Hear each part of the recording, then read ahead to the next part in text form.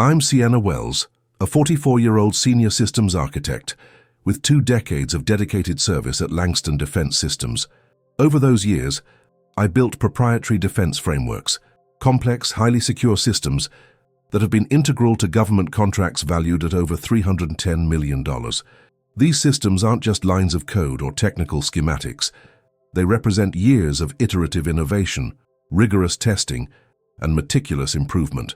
The intellectual property I developed is the backbone of some of the most advanced defense communication protocols in the industry, and the value attached to these systems is not just monetary, it's strategic, critical, and highly sensitive. For nearly 20 years, I invested my expertise and professional reputation into these frameworks.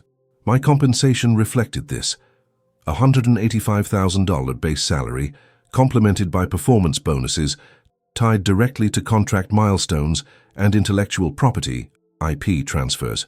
One such bonus, a $142,000 payout, was contractually scheduled to trigger immediately upon the successful closing of a $310 million government deal, contingent on the acceptance and operational integration of my proprietary systems.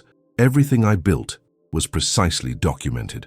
Every line of code, every system dependency, every security protocol, carefully version controlled and logged. These weren't just technical records, they were legal safeguards.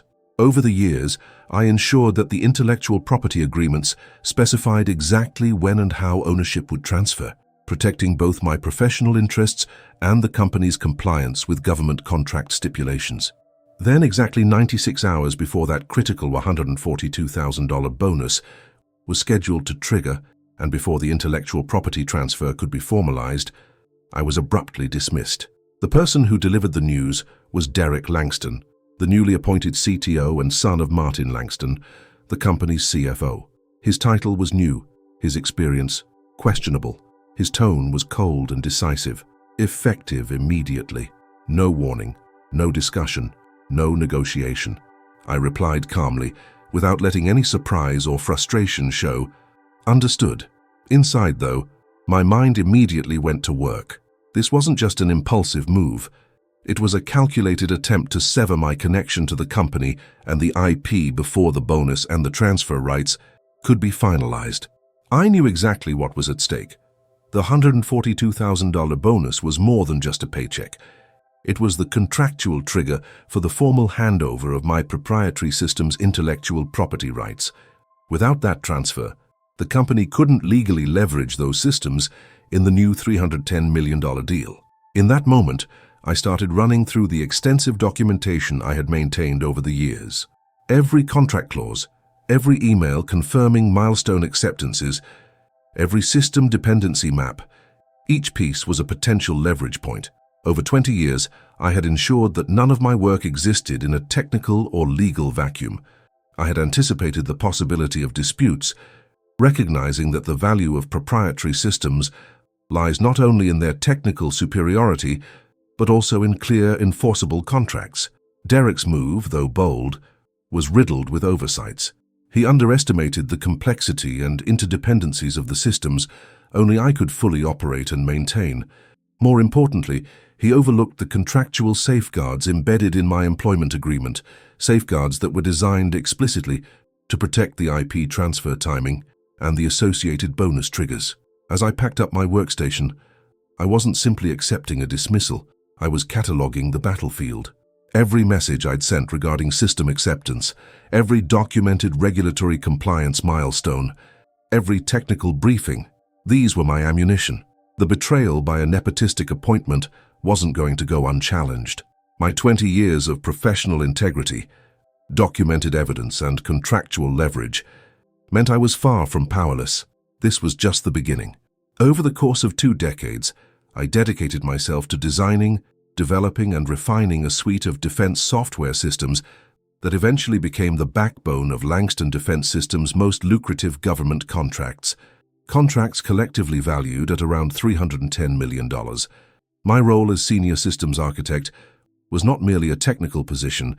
It demanded a blend of innovative engineering, strategic foresight, and rigorous compliance management. From the earliest days, I understood that these systems could not be static. They had to evolve continuously to meet emerging security threats, regulatory requirements, and operational complexities inherent in defense technology. My primary responsibility was architecting secure communication protocols that ensured classified information could be transmitted without risk of interception or compromise. This involved collaborating closely with cryptographers, network engineers, and compliance officers to build multi-layered encryption frameworks. Each protocol had to withstand simulated cyber attacks, pass government security audits, and integrate seamlessly with existing infrastructure. I personally oversaw version-controlled blueprints, tracking every modification with detailed change logs. These records were critical not just for development continuity, but for meeting stringent contractual obligations imposed by government agencies. Beyond protocol design, I managed cross-team integrations, ensuring that disparate modules developed by various engineering groups worked harmoniously. This meant establishing standardized interfaces, data exchange formats, and error handling routines. The systems had to operate flawlessly under high-stakes conditions, often in remote or hostile environments. My coordination extended to supervising rigorous testing cycles, unit tests, integration tests, and final acceptance tests, with results meticulously documented. These test results formed part of the regulatory compliance reports that Langston Defense submitted regularly to federal oversight bodies. Throughout my tenure, I was proactive about maintaining comprehensive documentation. This included not only technical specifications and system architecture diagrams, but also intellectual property agreements and employment contract clauses relevant to system ownership and rights transfer. I developed and maintained a centralized repository, secured behind multiple access layers, which contained all source codes, configuration files, and audit trails. These documents served a dual purpose. They ensured continuity of operations and provided a legal framework safeguarding the proprietary nature of the systems. This level of documentation was uncommon in many corporations, but vital in the defense sector, where compliance failures could result in contract termination or legal penalties. My professional trajectory reflected this expertise and commitment. Starting as a junior engineer, I secured 4 promotions over 20 years, each accompanied by increased responsibility and compensation. By the time I reached the senior systems architect position, my base salary was $185,000 annually, supplemented by performance bonuses linked to key contractual milestones. One of the most significant bonuses was a $142,000 payout scheduled to trigger upon the successful closing of a $310 million government deal. This bonus was not just a financial reward, it was contractually tied to the official acceptance and operational integration of the proprietary systems I had developed, a trigger that also initiated the transfer of intellectual property rights from me to the company. This contractual linkage was meticulously crafted in my employment agreement to protect both parties. The language specified that the IP transfer would only occur once the government formally accepted the system's performance as compliant with contract terms, a milestone I was responsible for facilitating. The bonus payment was locked to this event to incentivize completion and ensure that the company could not claim ownership prematurely. Any attempt to separate these linked obligations would constitute a breach of contract, a detail I had insisted on during negotiations to safeguard my professional and financial interests. My systems were not generic products. They were complex, highly interdependent frameworks with embedded security modules that only I fully understood and maintained. Over the years, I had trained a limited number of engineers to support operations, but the core intellectual property, the design philosophies, encryption keys, and system logic remained under my stewardship. This made my role indispensable for the continuity and integrity of ongoing projects, especially the high-value government contract nearing closure. Simultaneously, I maintained ongoing communications with key stakeholders, project managers, legal teams, and government contract officers. Every milestone acceptance was confirmed via email with clear documentation that would later serve as evidence supporting bonus payments and IP transfer triggers. These correspondences were archived, time-stamped, and cross-referenced with system logs and compliance reports. Such thoroughness was intentional anticipating the complexities and potential disputes that often arise in defense contracting. In essence, my 2 decades at Langston Defense were not simply about coding or system design. They were a strategic investment in building defensible intellectual property, maintaining regulatory compliance, and securing professional recognition through well-documented agreements. This foundation gave me confidence that any attempt to undermine my position, such as an abrupt dismissal, would be met with challenges grounded not in emotion, but in concrete contractual and technical realities. At that moment, reflecting on the suddenness of my termination, I knew my value extended far beyond daily tasks. My contributions were embedded in legal contracts, technical dependencies, and operational continuity plans. The $310 million deal and $142,000 bonus were just the visible surface of a much deeper framework, one that I had built meticulously, prepared to defend strategically. This was not just tenure or salary, it was a professional legacy, coded into every line of system architecture and contract clause I had ever signed, and I was ready to use that legacy to protect my rights and the integrity of the systems I had spent a career perfecting. Derek Langston was 33 years old when he stepped into the role of Interim Chief Technology Officer, a position handed to him not through a gradual rise in technical ranks, but by virtue of being the CFO's son. His father, Martin Langston, wielded considerable influence as the company's chief financial officer, and in a move characteristic of nepotistic consolidation, ensured Derek's rapid promotion. The underlying motivation was clear: to centralize control and cut what they perceived as excessive personnel costs.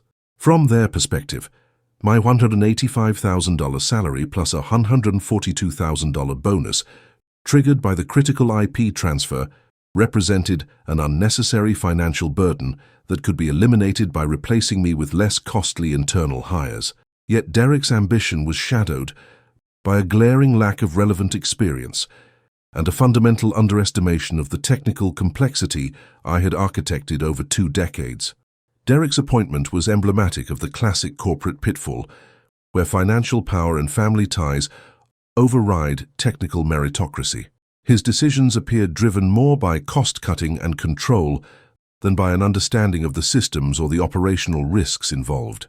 He aimed to fast-track a restructuring that would sever my involvement just before the bonus triggered the transfer of intellectual property rights, thereby denying me both financial compensation and professional recognition. This was not simply a personnel shuffle. It was a strategic gambit to wrest control of proprietary technology I had developed and refined. However, Derek's lack of technical expertise left him blind to the intricate dependencies embedded within the defense systems, dependencies that were documented in exhaustive detail but not widely understood within the company. I was the sole custodian of critical embedded security modules, proprietary encryption keys, and system logic that underpinned the entire $310 million government contract. These components were not off-the-shelf software pieces, but bespoke solutions tailored to meet stringent government requirements for secure communications and regulatory compliance. Their integrity was essential to contract performance and, crucially, could not be safely transferred or maintained without my direct involvement and authorization. More importantly, Derek overlooked the contractual safeguards that governed not only my bonus, but the timing and conditions of intellectual property transfer. My employment agreement contained precise clauses specifying that the IP rights would vest only upon the formal acceptance of my systems by the government client, a milestone I was responsible for facilitating through system verification and compliance documentation. This contractual design was deliberate to protect both Langston Defense Systems and myself from premature claims of ownership or misuse of proprietary technology. Any attempt to circumvent these clauses rendered his dismissal and any subsequent IP transfer legally vulnerable.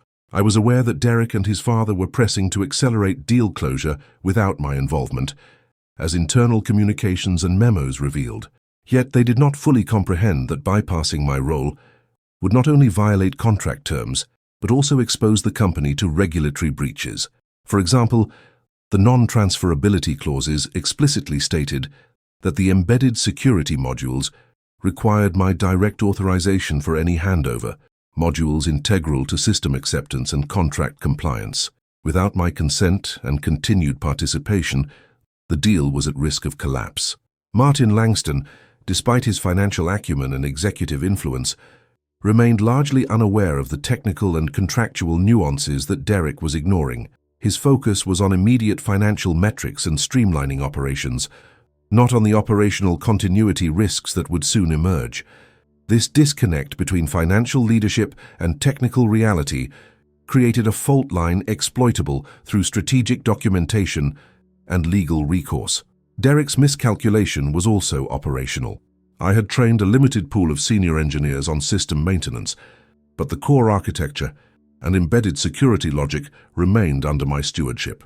Derek underestimated the time, expertise, and authorization required to ensure operational stability, replacing me with less qualified personnel without proper knowledge transfer or contractual compliance was a reckless maneuver that jeopardized the entire project. In the face of this, I recognized the importance of framing my response not as personal retaliation, but as a professional, document-driven challenge.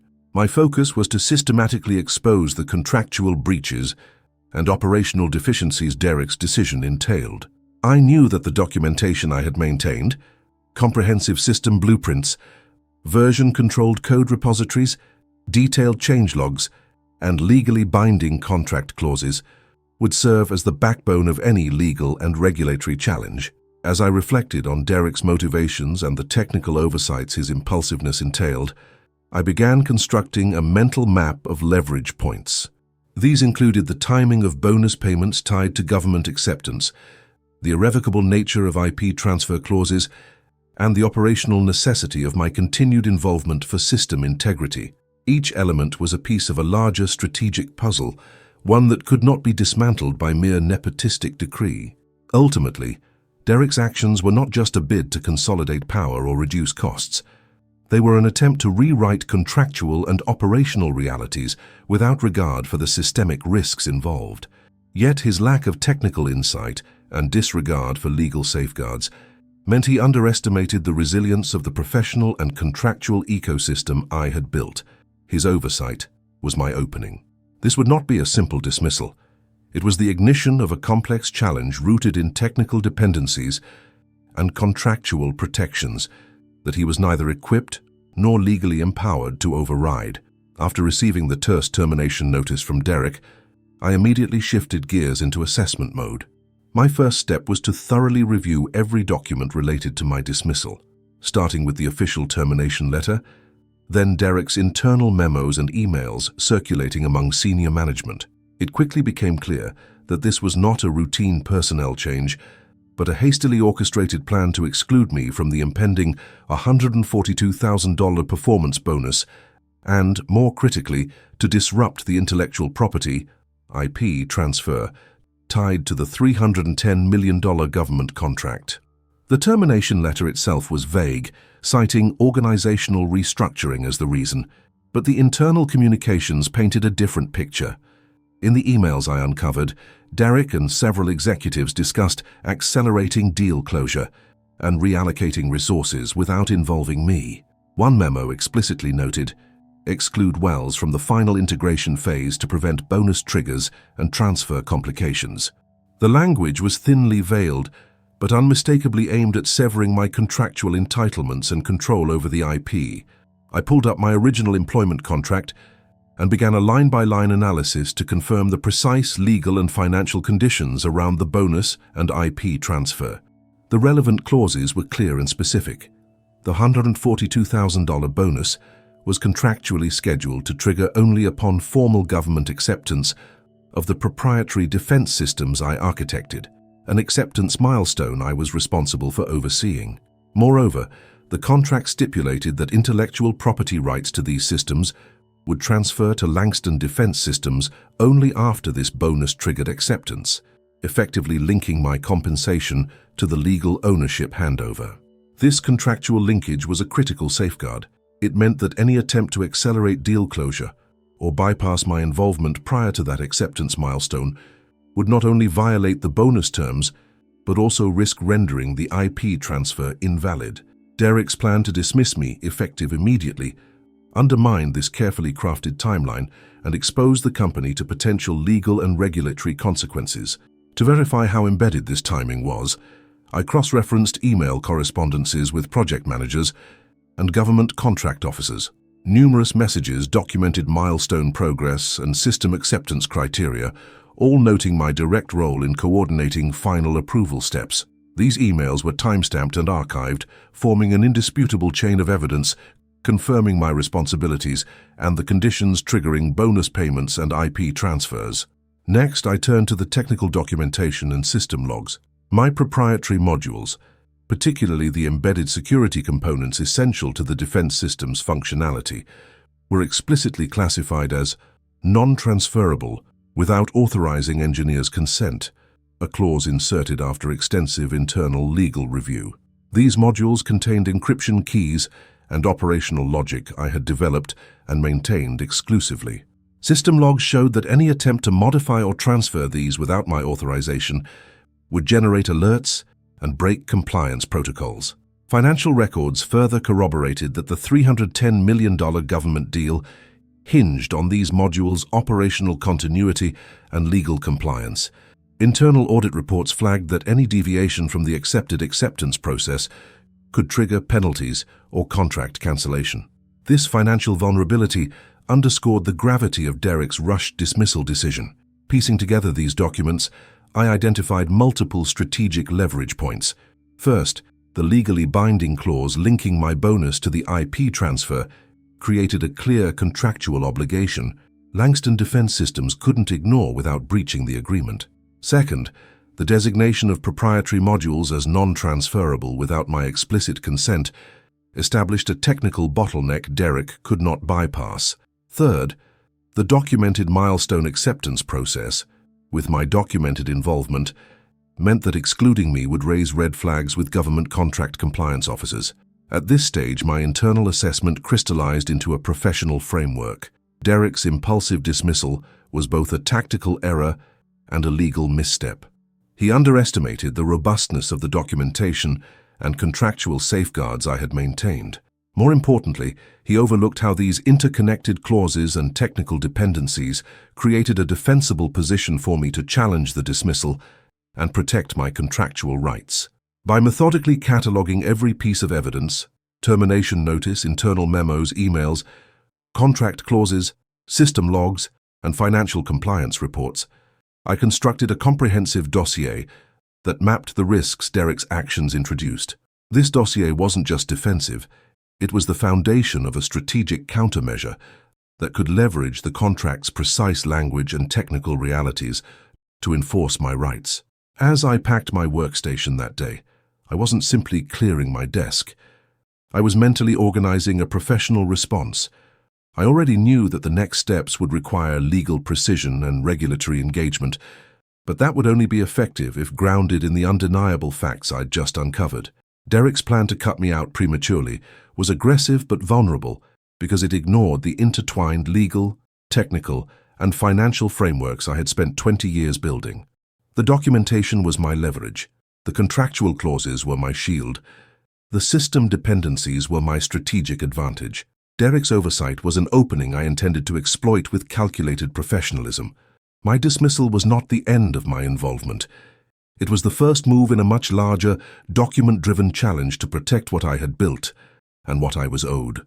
This realization shifted my mindset from reaction to strategy. I was no longer merely an employee dismissed without warning. I was a rights holder with documented evidence, contractual protections, and irrefutable operational authority. The battlefield was mapped, the vulnerabilities identified, and the professional path forward clear. I closed the files carefully, knowing that thoroughness in this initial discovery phase was crucial. Any missed detail could weaken my position later. But with the comprehensive information in hand, I felt a measured confidence. The next phase would require meticulous planning and legal expertise, but the foundation was solid. Derek's rushed plan had set in motion a challenge far beyond his anticipation, and I was ready to engage it precisely, systematically, and effectively. After the initial review of my termination and the internal communications, it became clear that I needed professional legal expertise. specifically someone well-versed in intellectual property rights and employment contract disputes, especially within the defense sector. The complexities of proprietary systems, contractual milestone triggers, and regulatory compliance meant this wasn't a straightforward wrongful termination case.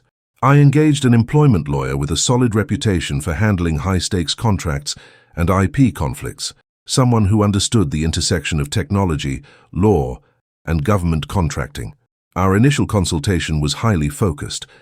I presented the full scope of my documentation, my employment contract, the bonus clauses linked to IP transfer, the termination notice, internal memos, and relevant emails. Together, we began creating an exhaustive inventory of evidence, an essential first step in building a strategic and legally defensible position. We categorized this evidence into several key groups, each crucial for demonstrating not only the wrongful dismissal, but also the contractual and operational breaches Derek's actions had triggered. First, the email trails. These were critical.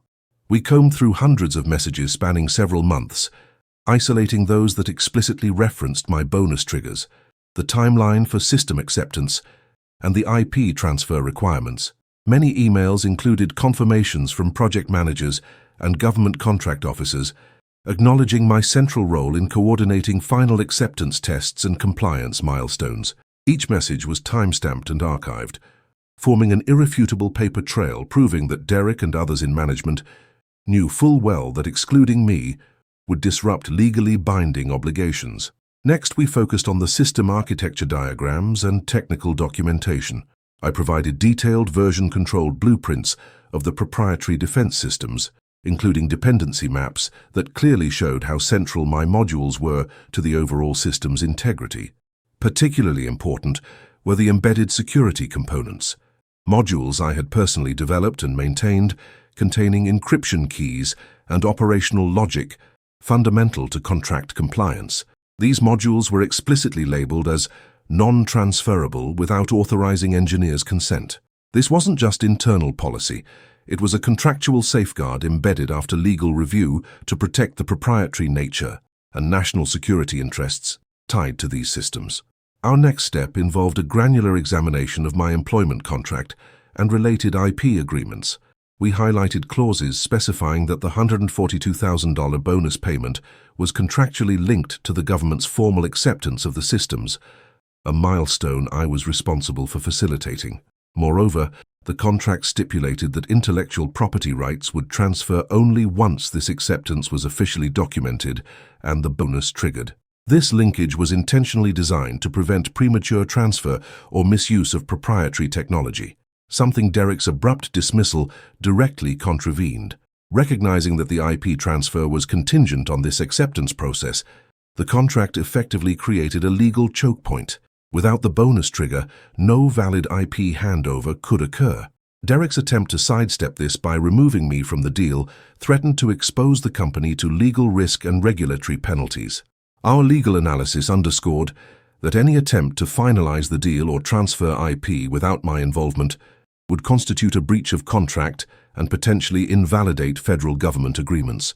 To further solidify our position, I gathered witness statements from senior engineers and project managers who were aware of Derek's lack of technical expertise and his disregard for established procedures.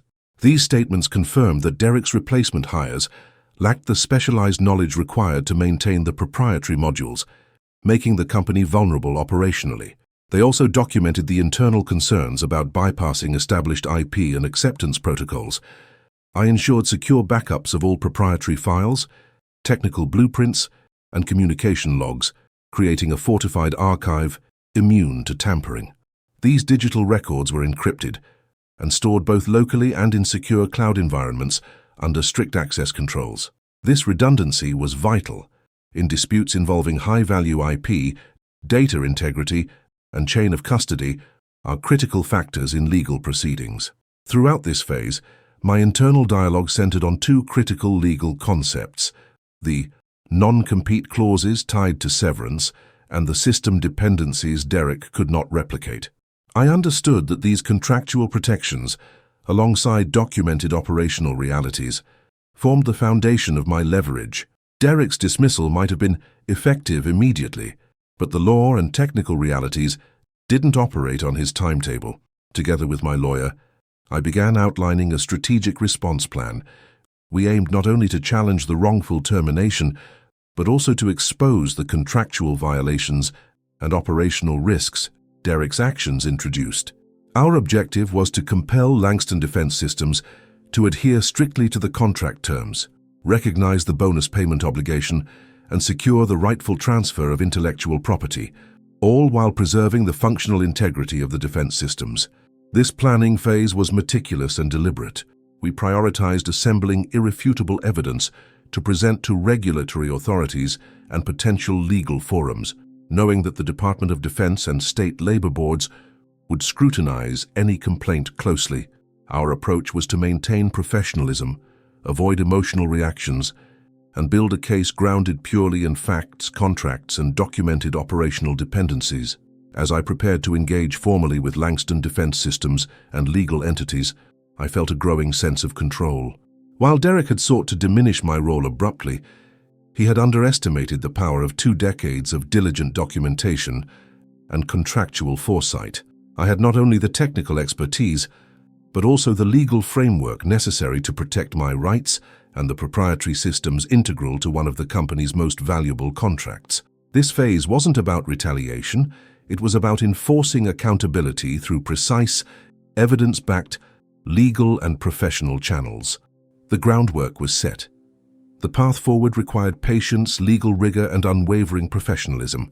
I was ready to move from assessment to action, confident that the leverage I had painstakingly built over 20 years would now serve as the fulcrum for just resolution. When I handed over the comprehensive evidence package to my employment lawyer, it marked the transition from internal assessment to formal legal action. My lawyer's first step was a meticulous clause-by-clause review of my employment agreement, associated intellectual property contracts, and the company's standard operating procedures regarding IP transfers and bonus vesting. This review uncovered multiple clear breaches that formed the foundation of a strong legal case. The wrongful termination itself was the most immediate and glaring violation. My contract explicitly stipulated that termination occurring before the vesting of the $142,000 performance bonus would be considered unjust unless due cause was demonstrated. Since Derek's dismissal notice arrived 96 hours before the bonus was scheduled to trigger, and no performance issues or cause were documented, this constituted a clear contractual infraction. The timing was calculated, designed to preempt the bonus and the related IP transfer, but that strategy overlooked the legal protections embedded in the contract. Equally critical was the illegal attempt to transfer intellectual property rights prematurely. The contract and accompanying IP agreements contained a binding clause that the transfer of ownership of my proprietary defense systems would only occur upon successful formal acceptance of the systems as operational by the government client, a milestone I was contractually responsible for facilitating. By dismissing me prior to this acceptance, Derek and Langston Defense Systems effectively attempted to sever the legal linkage between my bonus vesting and the IP handover, a maneuver that was both contractually and legally unsupportable. My lawyer and I drilled down into the operational dependencies documented in my system architecture diagrams and change logs. These technical documents explicitly demonstrated that the proprietary modules, particularly embedded security components holding critical encryption keys and operational logic, were non-transferable without my explicit authorization. This wasn't mere internal policy. The clauses were integrated into the IP agreements to meet federal regulatory requirements and safeguard national security interests.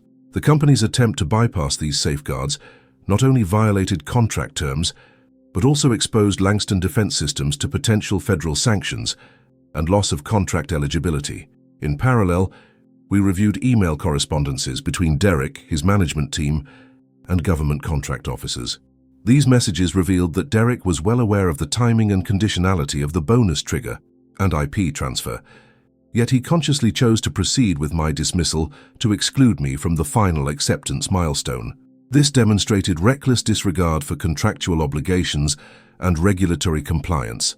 The documented knowledge and intent strengthened our position by showing willful breach rather than inadvertent error. Further, my lawyer highlighted regulatory non-compliance risks tied to my removal.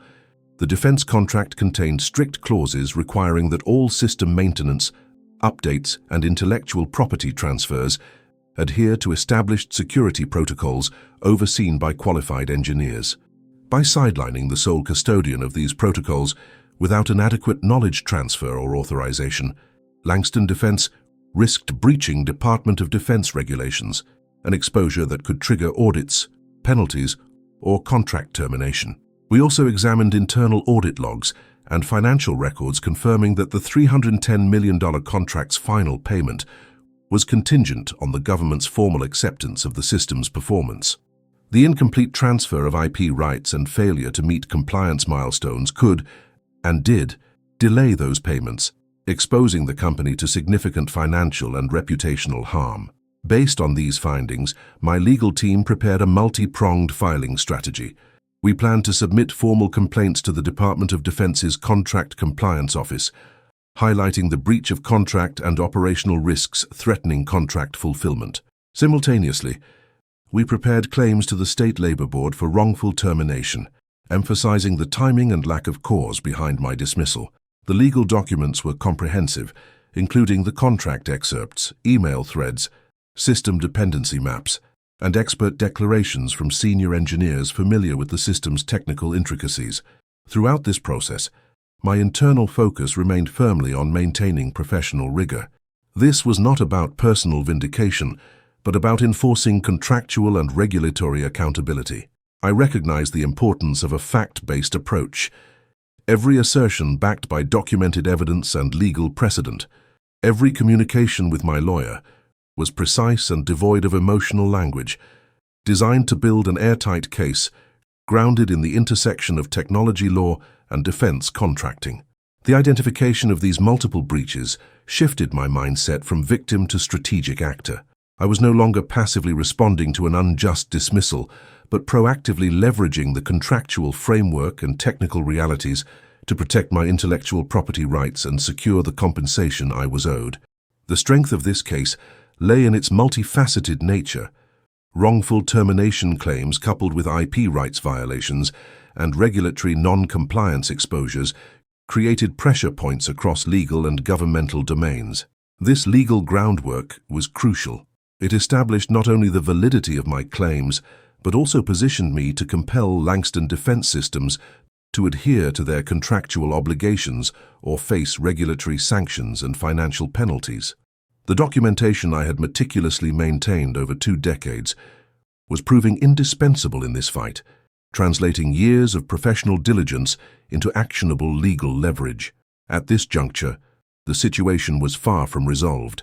Derek's impulsive dismissal had triggered a complex web of contractual violations and compliance failures, but the professional and legal responses were just beginning to crystallize. Our filings would soon initiate formal investigations, and the company would be forced to respond under increasing scrutiny.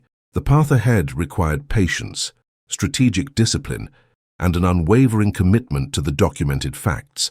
This phase underscored a vital truth I had always known professionally. In complex high-stakes environments like defense contracting, technical expertise alone isn't enough. One must pair it with rigorous documentation, contractual clarity, and legal awareness to safeguard both intellectual property and professional integrity. My lawyer's identification of these breaches confirmed that the system I had built, both technical and contractual, was resilient and enforceable. The next steps would be about applying this leverage methodically and professionally to ensure justice through established channels.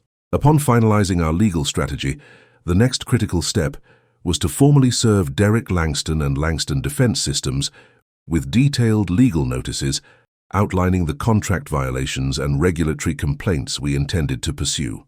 My lawyer prepared comprehensive documentation citing specific breaches, the wrongful termination before the bonus vesting date, the unauthorized attempt to circumvent the intellectual property transfer protocol, and the blatant disregard for regulatory compliance tied to the defense contract. These notices were meticulously drafted to establish a clear, undisputed record of my claims and to put the company on formal notice of impending legal action.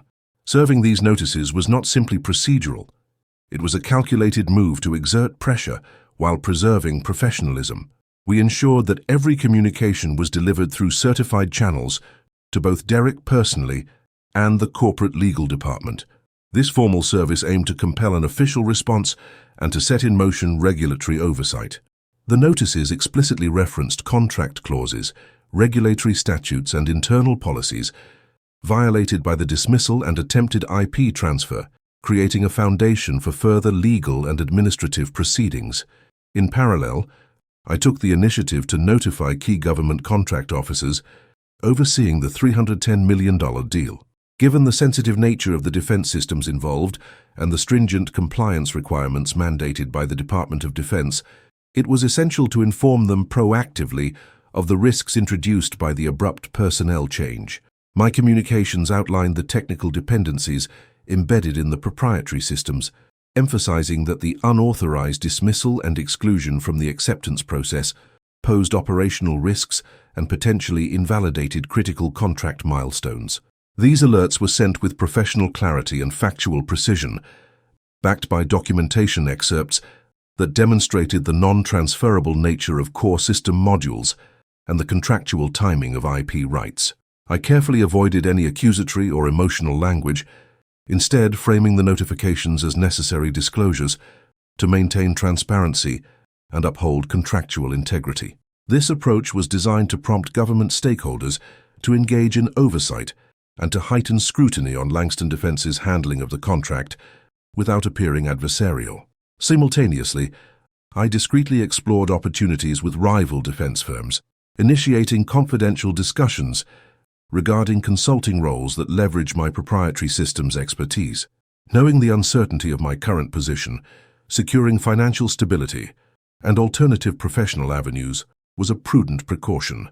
These conversations were conducted with discretion, ensuring no premature leaks that could compromise my legal position or alert Langston Defense prematurely. Maintaining a stable income stream and professional credibility was fundamental to sustaining the upcoming legal battle.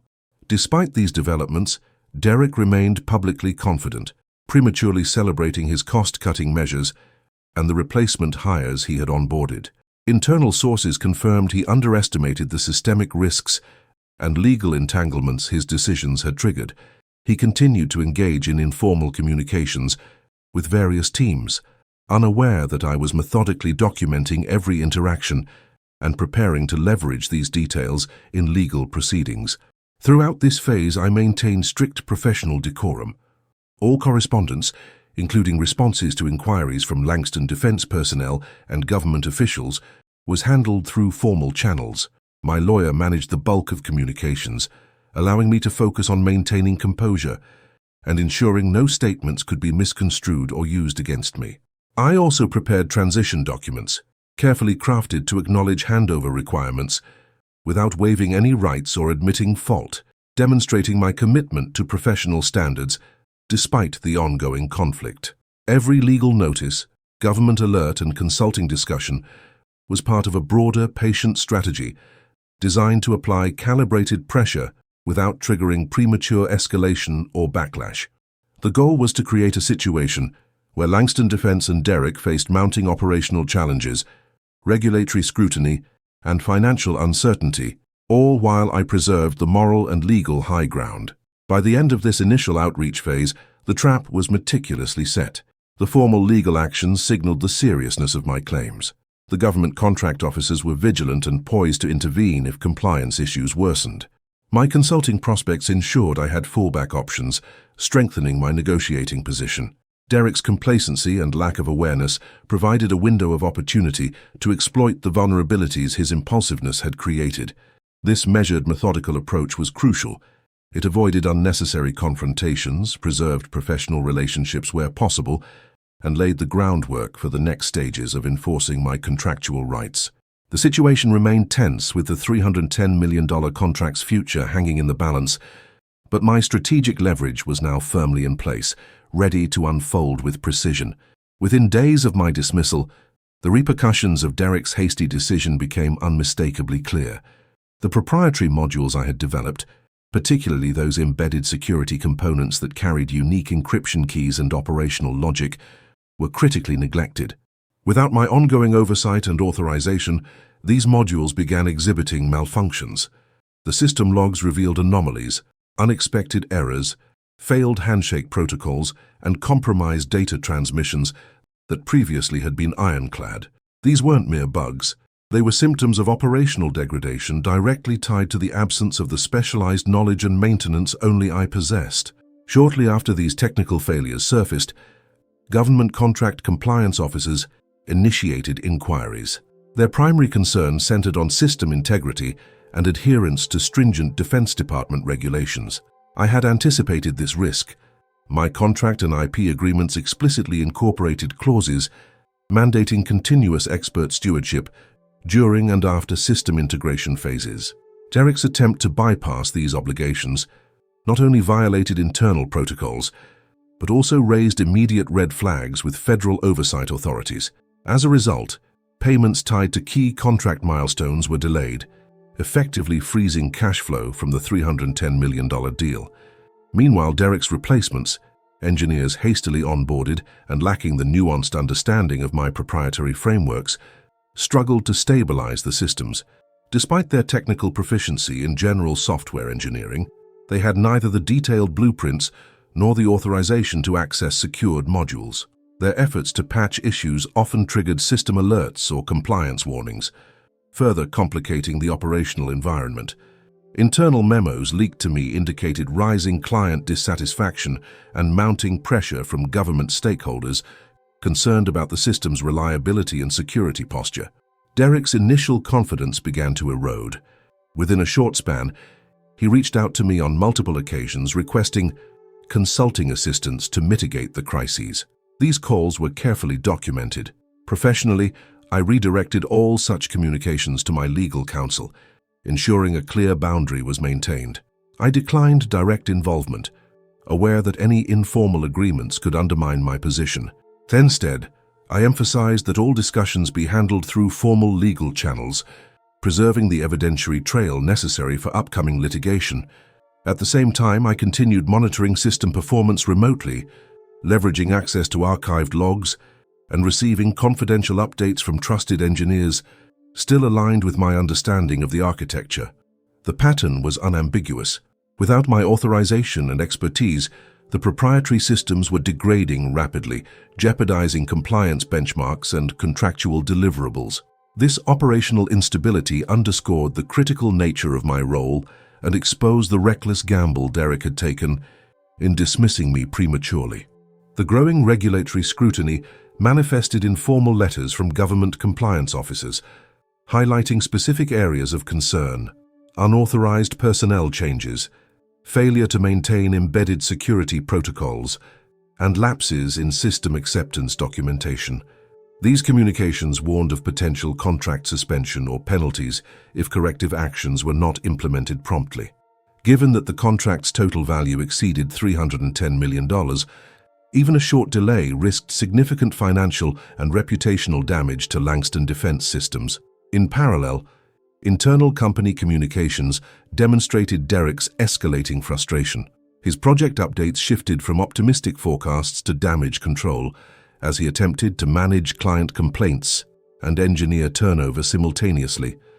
Confidential reports indicated that his replacement hires lacked the clearance and training required to manage classified modules, a glaring oversight given the system's national security implications. The operational disruptions were beginning to attract attention beyond company walls, with stakeholders questioning the wisdom of Derek's leadership decisions. Throughout this turbulent period, I maintained professional composure and strategic patience.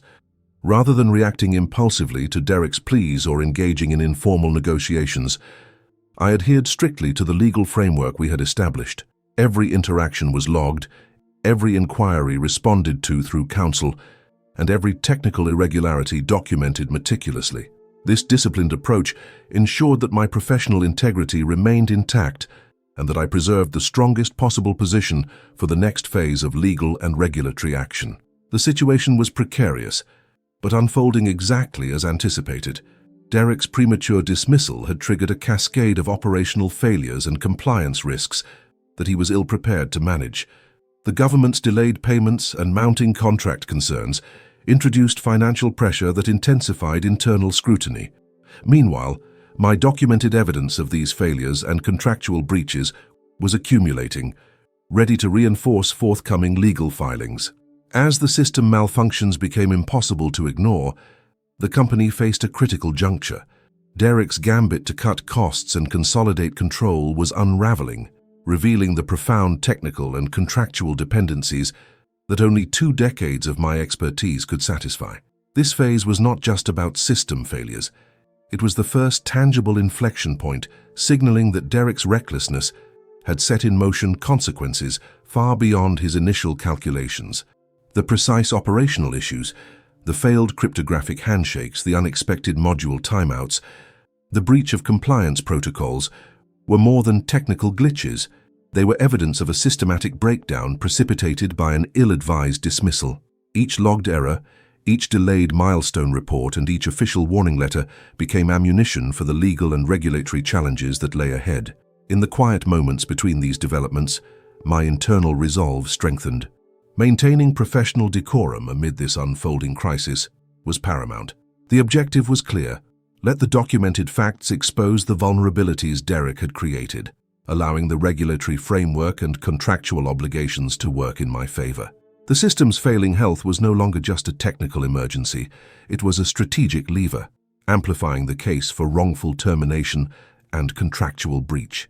Derek's premature celebration had morphed into desperation, yet he remained unaware that every request for informal mediation was being converted into documented evidence. The mounting operational failures were the opening salvo in a broader methodical campaign to reclaim my rightful position and secure the recognition and compensation enshrined in 2 decades of documented professional work. This was the first ripple in a wave of consequences that would continue to escalate in the days ahead. Simultaneously, shortly after the initial operational setbacks and regulatory warnings began to surface, the Department of Defense formally launched an inquiry into Langston Defense Systems' contract compliance. This wasn't just a routine audit.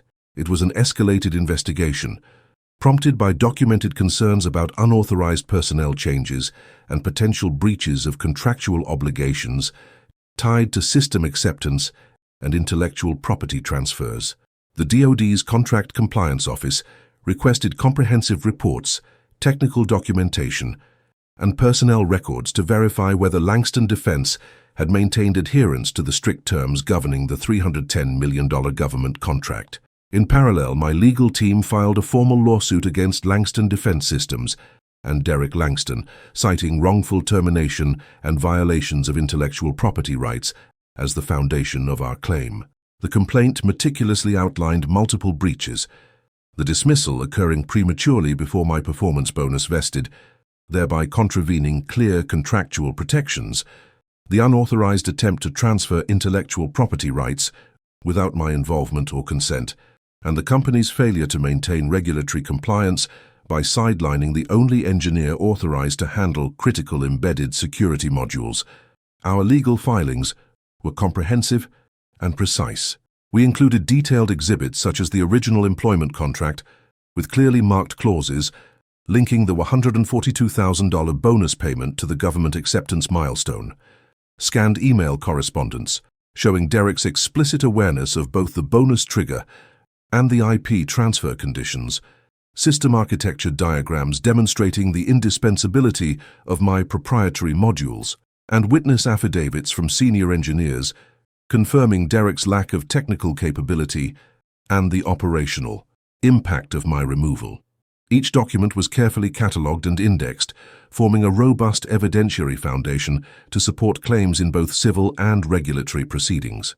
At the same time, the inquiry by the Department of Defense began to cast a shadow over Langston Defense's ability to fulfill contractual obligations. Compliance officers expressed serious concerns regarding the sudden change in system stewardship and the unauthorized dismissal of the lead architect. They requested immediate clarifications, technical audits, and assurances that the embedded security components, critical to the contract's security and integrity, were still being properly managed. The company's previous communications, including those revealing Derek's plans to exclude me from the final acceptance phase, were reviewed as part of this investigation, raising questions about potential misrepresentations to federal authorities. Meanwhile, clients started voicing apprehensions about system integrity and project continuity. Senior government program managers contacted Langston Defense, requesting status updates and risk assessments. These inquiries put additional pressure on company leadership to explain how the sudden personnel changes would not jeopardize the contract's success or compliance with federal regulations. Internal memos leaked to me indicated rising unease within project teams, highlighting a growing lack of confidence in Derek's ability to maintain the systems without my expertise. Amid these mounting pressures, Derek initiated multiple attempts to negotiate settlements behind the scenes. He reached out indirectly through intermediaries, proposing offers that included potential reinstatement to the company, financial compensation beyond the bonus, and confidential resolutions to avoid public scrutiny. However, I maintained a strict professional boundary, directing all communications to my legal counsel with a clear statement: my counsel will be in touch regarding any discussions or offers. This formal posture ensured that no informal agreements could be misconstrued or used to weaken my position. It also preserved an evidentiary trail demonstrating my commitment to a principled, legally grounded resolution. Throughout this period, I continued collaborating closely with my legal team, refining the case strategy based on incoming information and the evolving regulatory environment. We anticipated that the Department of Defense inquiry could lead to contract suspensions or penalties if Langston Defense failed to adequately address compliance issues, which would significantly strengthen the leverage of our lawsuit. We prepared to supplement filings with expert technical reports illustrating the operational risks introduced by Derek's unauthorized dismissal and the attempted IP transfer. At the core, my approach remained methodical and professional. I avoided emotional reactions or public statements that could be weaponized against me. Instead, I focused on maintaining thorough documentation of every event, communication, and procedural step. This rigor ensured that when the case advanced to formal hearings or regulatory reviews, the factual record would be indisputable. It also reinforced my credibility with government stakeholders and industry peers, who recognized the seriousness and legitimacy of my claims. This coordinated legal and operational pressure created a tightening noose around Derek and Langston Defense Systems. The combination of regulatory scrutiny, client concerns, and a detailed lawsuit placed the company in a defensive posture. They faced the real possibility that the contract's value and their reputation were at risk, not simply because of one employee's dismissal, but due to systemic breaches of contract and compliance that undermined the entire project's foundation. The situation remained fluid and precarious. Derek's position weakened as the company grappled with escalating challenges, yet I maintained professional composure, strategically allowing the process to unfold. The legal and regulatory mechanisms I had activated were now fully engaged, and I was prepared for the next phases of enforcement and negotiation, steps that would further expose the contractual violations and operational failures stemming from Derek's misguided decisions. In this phase, the stakes were unmistakably high. The $310 million contract hung in the balance. My professional reputation and rightful compensation were under threat, and the company's future viability was uncertain. Yet, armed with meticulous documentation, regulatory support, and unwavering legal resolve, I was strategically positioned to navigate this complex challenge with precision and professionalism. Derek's removal as CTO wasn't just a personnel change. It was an inevitable consequence of his reckless mismanagement, publicly exposed regulatory breaches, and escalating client losses that Langston Defense Systems could no longer ignore. Within days of the Department of Defense's inquiry intensifying and our coordinated legal filings gaining traction, company leadership faced mounting pressure from federal auditors, key government stakeholders, and disgruntled clients. The combination of these forces forced Martin Langston and the board to act decisively, ending Derek's tenure amid growing scandal. The regulatory breaches, which had been quietly flagged in internal audit reports, quickly became headline issues.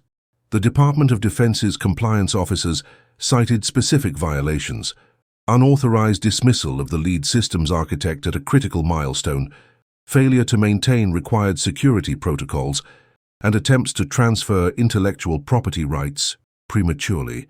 These findings triggered formal notices that threatened not only contract suspension, but also millions in financial penalties if unresolved. Langston Defence's exposure was severe. The company faced penalties exceeding $4 million, a figure reflecting both contractual liquidated damages and regulatory fines resulting from non-compliance with federal defense contracting requirements. Beyond the immediate financial impact, this regulatory scrutiny jeopardized ongoing and future contracts, casting doubt on the company's ability to maintain secure, compliant systems, an essential prerequisite in the defense sector. Compounding these issues were the escalating client complaints. Government program managers and project leads expressed dissatisfaction with the deteriorating system performance and the apparent lack of qualified personnel to maintain critical modules. Internal memos leaked to me revealed that several government stakeholders were actively reconsidering their commitments pending remediation of these failures. The $310 million deal itself was teetering on the edge of collapse due to these operational disruptions and contractual breaches. Martin Langston's reputation, previously solid as a seasoned financial executive, was irreparably damaged by revelations of nepotism and mismanagement. Internal investigations exposed a pattern of prioritizing family loyalty over technical expertise and compliance, eroding employee morale and stakeholder confidence. The board convened emergency sessions to address governance failures, ultimately mandating a corporate restructuring to restore credibility and operational stability. Within the company, other employees, emboldened by my legal action and the unfolding scandal, surfaced with their own wrongful termination claims and allegations of management neglect. This accumulation of grievances painted a picture of systemic issues beyond my individual case, highlighting a toxic corporate culture driven by short-sighted leadership decisions. Media outlets specializing in defense industry reporting picked up the story, publishing detailed accounts that further intensified public and client scrutiny. Professional licensing boards also took notice. Derek faced reviews of his technical credentials and ethical conduct, with potential sanctions looming. His attempt to fast-track his career through nepotistic appointment and cost-cutting measures had backfired spectacularly, placing his future in the industry at significant risk. The mounting professional consequences underscored the importance of technical competence and compliance in this highly regulated field. Amid this corporate and professional turmoil, I pursued additional protective measures. Recognizing the intertwining of my personal and professional investments in the company, I initiated divorce proceedings, citing financial misappropriation linked to company shares and assets tied to Langston Defense Systems. This step was strategic, not only to protect my personal interests, but also to shield the proprietary systems and compensation owed from potential financial entanglements resulting from the family's internal disputes. Throughout this phase, I maintained a disciplined focus on professional conduct and legal strategy. Every development was documented meticulously, and communications remained formal and evidence-based. I avoided public emotional responses, opting instead for calculated legal maneuvers and measured disclosures through counsel.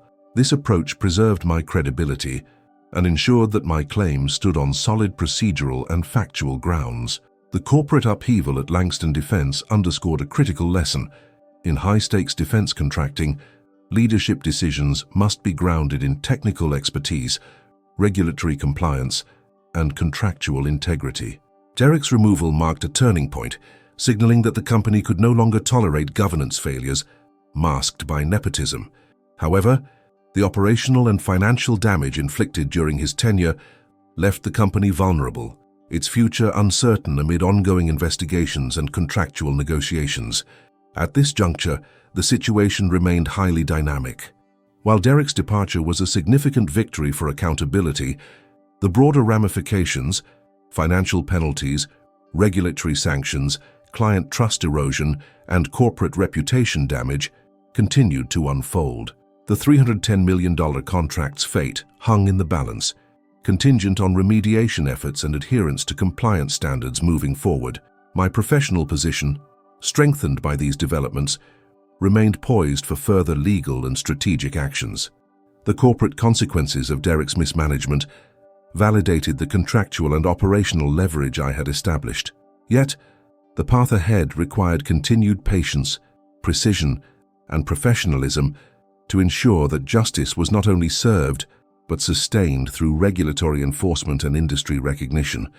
The court rulings marked a pivotal professional milestone, affirming the validity of my claims and the strength of the documented evidence I had meticulously compiled over the course of this dispute.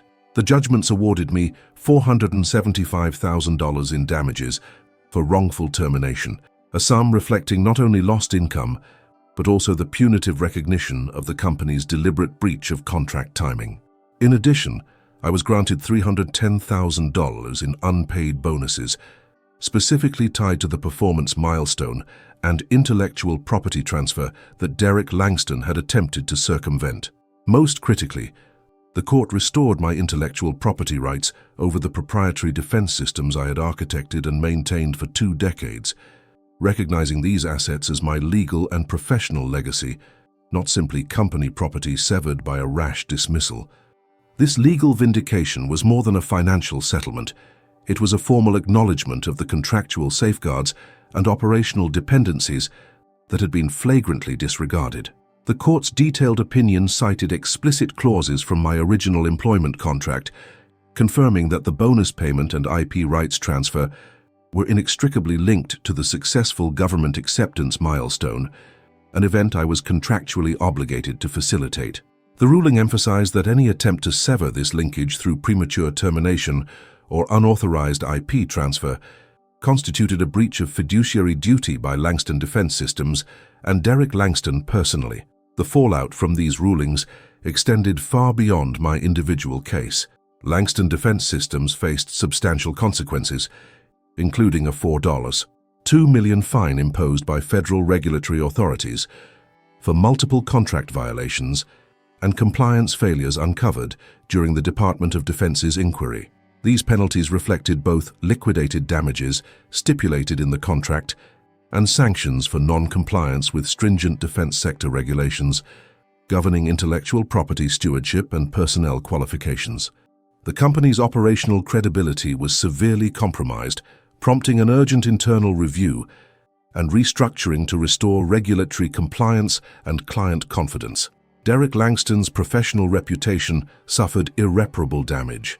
The court's findings highlighted his reckless disregard for technical realities and contractual obligations, effectively barring him from holding positions of authority within the defense industry for an extended period.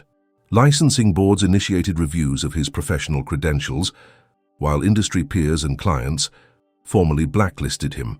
His rapid ascent, once facilitated by nepotism, was now overshadowed by documented mismanagement and ethical lapses, limiting future career prospects in a highly specialized and regulated field. Martin Langston, as CFO and Derek's father, faced intense scrutiny as well. Corporate governance investigations revealed systemic nepotistic practices and critical lapses in oversight. His failure to adequately assess the technical and contractual risks associated with his son's appointment contributed to significant financial losses and reputational harm to Langston Defense Systems. Shareholders and board members demanded accountability, driving a leadership realignment designed to prevent similar incidents.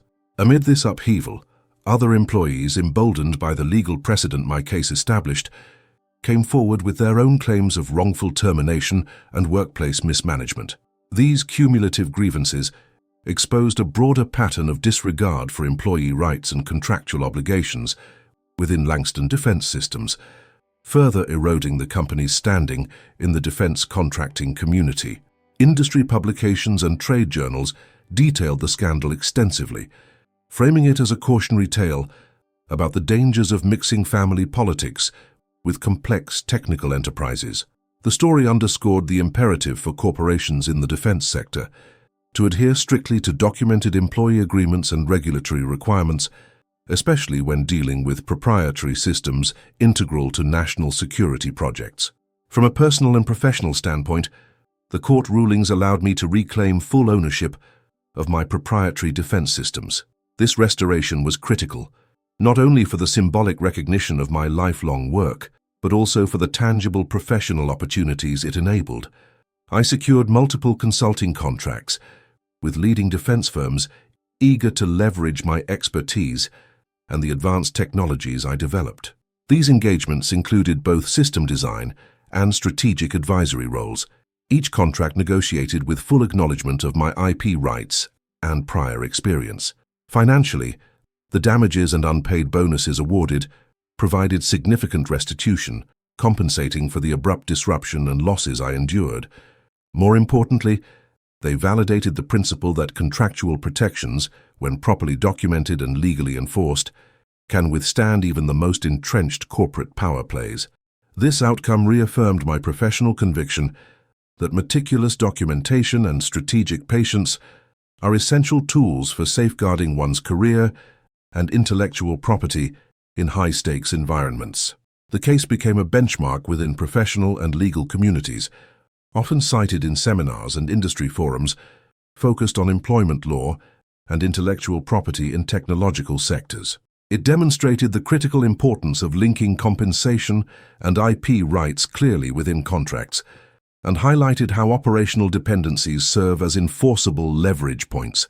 My experience underscored that even in the face of nepotism and corporate overreach, professionals equipped with thorough documentation and legal expertise can assert their rights effectively. At the close of these developments, I found my professional standing not only restored, but significantly enhanced. The legal victories and industry recognition positioned me as an authority on the intersection of defense technology, contract law, and employee rights. This expanded influence translated into broader opportunities and greater negotiating power in future engagements. Yet, despite these gains, the underlying message remained clear. Success in complex technical fields requires more than technical skill. It demands strategic foresight, legal acumen, and unwavering professionalism. My journey from wrongful dismissal to legal triumph reinforced that principle profoundly, shaping how I approach every professional challenge moving forward. The situation within Langston Defense Systems, meanwhile, continued to evolve. The financial penalties, regulatory sanctions, and leadership overhaul set the stage for a difficult recovery process. Derek Langston's exclusion from future roles sent a clear signal across the industry about the consequences of disregarding technical expertise and contractual integrity. The company's restructured leadership faced the daunting task of rebuilding trust with government clients and restoring operational compliance, all within the shadow of a highly publicized scandal. In this environment, my restored intellectual property rights and the professional leverage they conveyed provided both security and influence.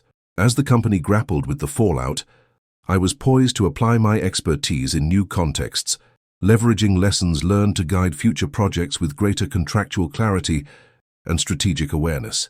Throughout this phase, I maintained a measured, professional demeanor, aware that sustained success depended on reputation as much as legal victory.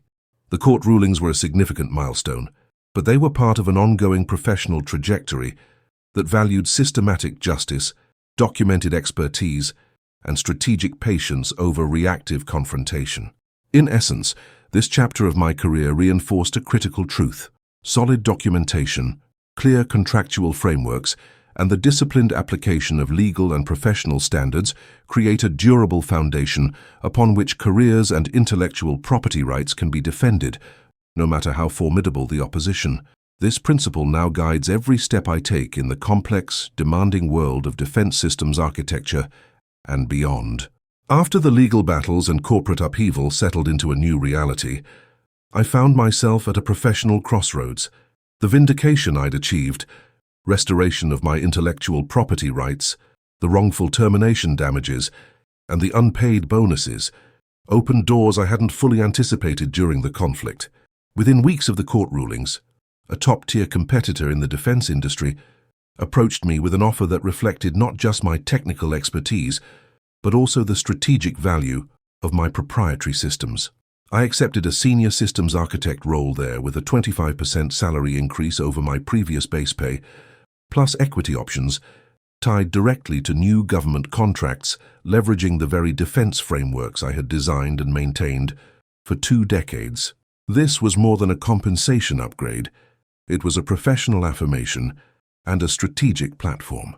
The equity stake ensured I would share in the long-term success of projects that incorporated my intellectual property, aligning incentives beyond a mere paycheck.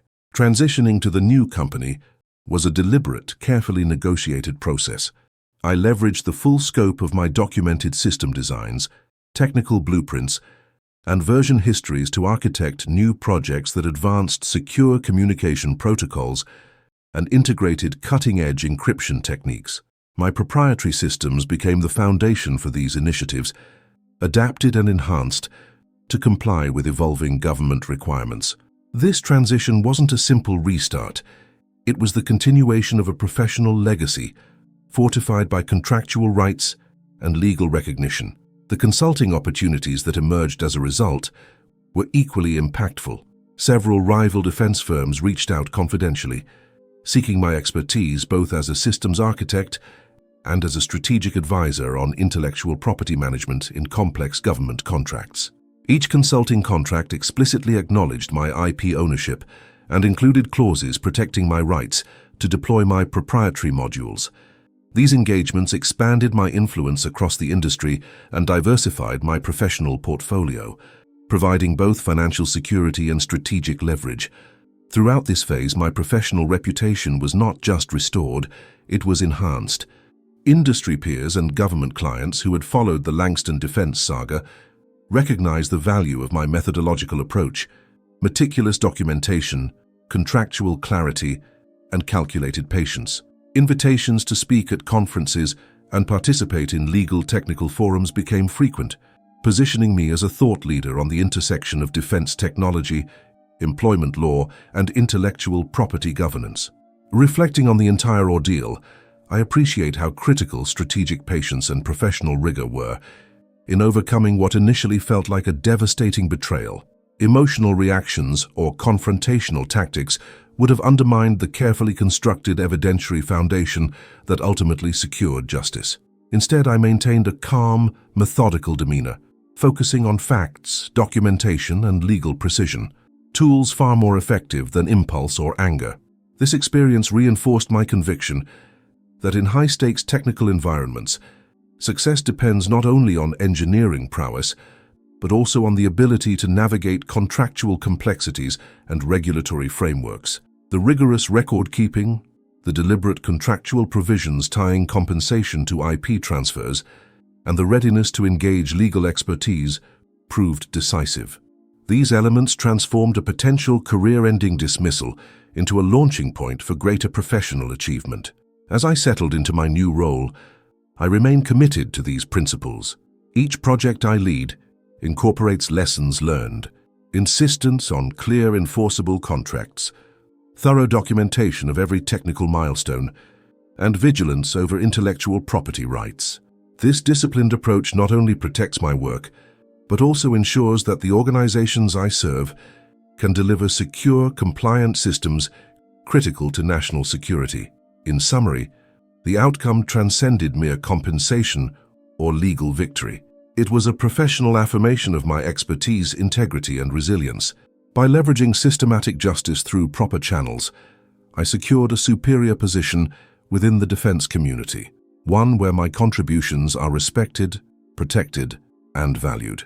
The strategic patience and professionalism that guided me through adversity now inform every aspect of my career, proof that steadfast adherence to documented rights and contractual clarity yields the most effective and lasting success.